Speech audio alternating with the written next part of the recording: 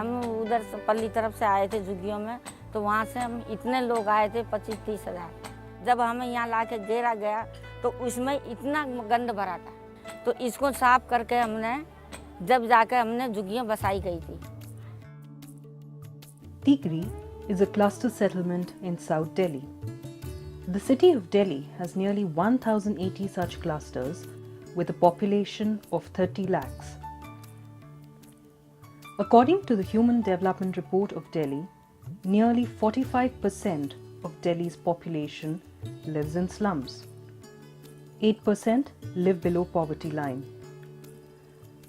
A recently concluded survey of urban poor found that women-headed households accounted for 5.3% of the total 600,000 households surveyed. 5,194 households are child-headed. In 1993, the unorganized sector workers accounted for 76% of employment in Delhi. By 1999, this proportion had risen to 81%.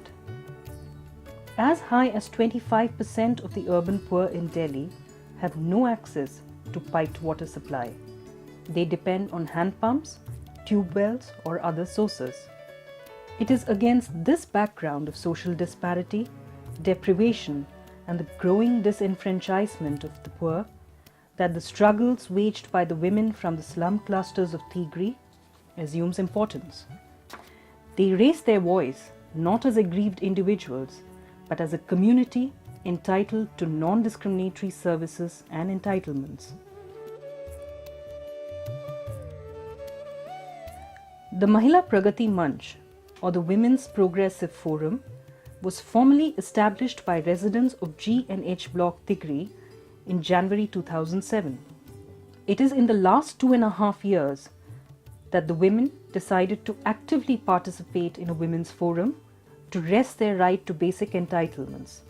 Their initial struggle was to address the distribution of food grains guaranteed under the public distribution system.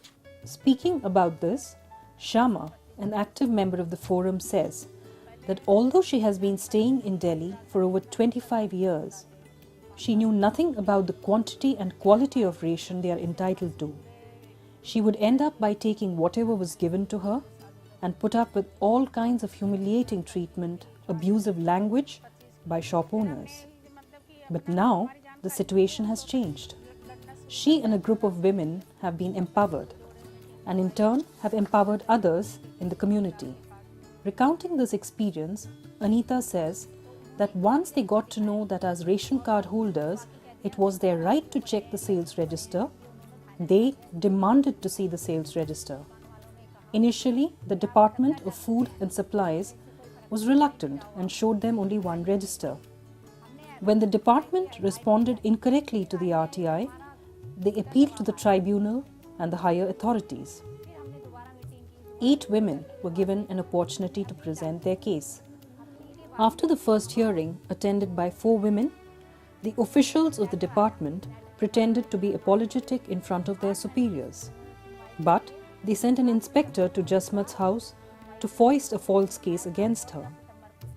Speaking about this, Jasmat states that the inspector not only forced himself into her house, but also threatened to file a case against her because he had discovered that despite having a gas connection, she was taking kerosene. Far from being threatened, Jasmat made it clear that she was no longer frightened by his threats because as an APL card holder, she had enough evidence to prove that she had never been given a legitimate share of kerosene. Jasmat responded by filing a complaint against the inspector for forcible entry into her house without consent and making false allegations. At the second hearing, the forum brought this incident to the notice of the higher authorities in the Department of Food and Civil Supplies. The Department of Food and Civil Supplies not only assured them of regular supply of ration, including kerosene, but also appointed a new lady inspector. Ms. Kunti Dagar, the inspector of Janta Jeevan Camp, Tigri, says that she has found it useful to visit the slum and receive help from forum members in reaching out to needy households. Meanwhile, community volunteers like Parvati found that despite filing RTI, petitioning to the departments, the junior officials were not willing to give them kerosene on ration rates. They had to appeal to the higher authorities to get their due share. According to Sharma, even this bit of success did not end their struggle, as many community members do not know about their entitlements. As a result, many are still yet to get a ration card. To raise public awareness, the Women's Forum conducted a household survey to find out the extent of ration each house was getting. Based on that survey, the Women's Forum facilitated an interaction between the shopkeepers and the community. They continue to struggle for proper distribution of the ration card. Endorsing the vital role played by community advocates, Mr. Dayanand, Food and Supply Officer, agrees that it is necessary to have community forums like this. Since the government faces many problems of identifying genuine beneficiaries and cancelled many bogus cards, the department is reluctant to trust individuals. But if the people go in groups with all the necessary documentary proof, the authorities will have to listen.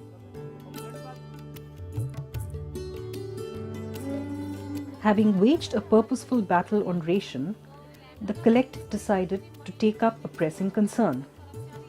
An uncovered main drain that passed through the area had led to many accidents, including the death of a girl who drowned in the open drain. Asha recounts how 17 years ago she lost her 5-year-old daughter to the semi-covered main drain in the area. History repeated itself in April 2008 when another 12-year-old girl fell into the drain and lost her life. Asha says that this time around they decided not to sit quiet. They mobilized the community and filed 2 right to information applications. The sanitation department responded, invited the community representatives to a hearing on 9th April 2008. At the hearing, the officials assured the community that they would redress the problem. The repair work on the main drain was started in May 2008. Around 8 to 10 women of the forum were actively involved in the entire process. According to Asha, the women monitored the repair work that was being undertaken. Hamidan says that the women made it clear to the contractor that they know all about construction materials. She told him that she is a construction worker and that she knew what ratio of material is supposed to be used. Alongside repairing the drains, the forum also struggled for a proper pavement. According to Asha, when the women had formed their own forum 2 years before, the sad state of pavements was a concern that they had decided to take up. She said that since neither the drains were covered nor were the drains cleaned, all the filthy water would flow from the drains onto the pavement, making it difficult for people to walk on them. So, the forum members decided to send 3 applications to the municipal officials. They even wrote one letter to the mayor. But the mayor was not supportive and said that the municipal authorities do not have funds for unauthorized colonies.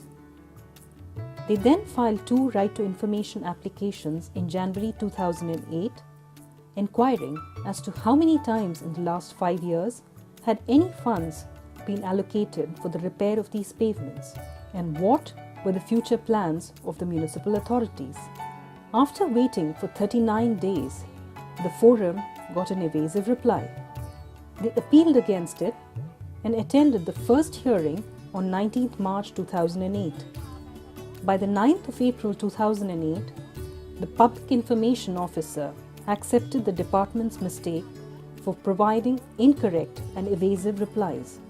The municipal authorities promised to pay a visit to the area to assess the condition of the pavements. They visited Tigri on 15th April 2008. Finally, the repair work on the pavements in Block H began in the month of December 2008.